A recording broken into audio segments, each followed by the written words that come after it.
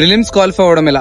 Prelims అనేది qualifying paper కాబట్టి 60, 70, 80 marks వస్తే క్వాలిఫై అవుతారు. సో ఇంపార్టెంట్ సబ్జెక్ట్స్ అయితే ఎక్కువ వెయిటేజ్ ఉన్న సబ్జెక్ట్స్ చూస్ చేసుకొని అవి చదివితే బాగా ఈజీగా క్వాలిఫై అవుతాం.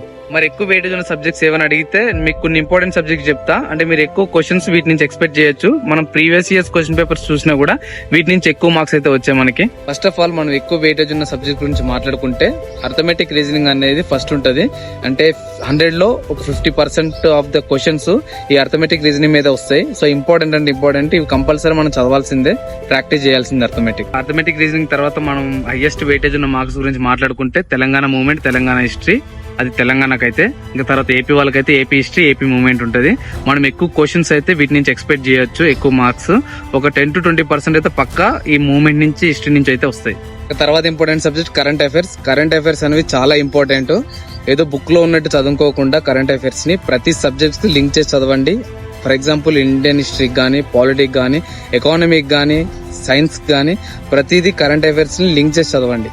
యాక్చువల్లీ కరెంట్ అఫైర్స్ గురించి ఒక వీడియో చేస్తా, అంటే సబ్జెక్ట్స్ ని కరెంట్ అఫైర్స్ తో ఎలా లింక్ చేసి చదవాలని. ఇంకా లాస్ట్ సబ్జెక్ట్ వచ్చేసి ఇండియన్ హిస్టరీ. అంటే ఉన్న రిమైనింగ్ సబ్జెక్ట్స్ లో ఎక్కువ వెయిటేజ్ ఉన్న subject Indian history.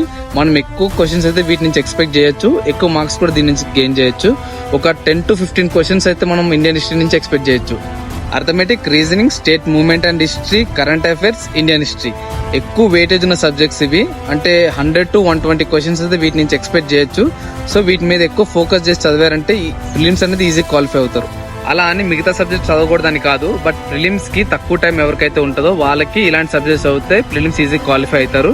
But mains కి మాత్రం అన్ని సబ్జెక్ట్స్ చదవాల్సిందే. ఇలా చదివితే మాత్రం మెయిన్స్ అనేది క్లియర్ చేయలేరు. సో ఎవరికైతే టైం ఉంటుందో బెటర్ అన్ని సబ్జెక్ట్స్ చదవండి. టైం లేని వారికి మాత్రమే ఈ సబ్జెక్ట్ చదివితే ప్రిలిమ్స్ అనేది క్వాలిఫై అవుతారు.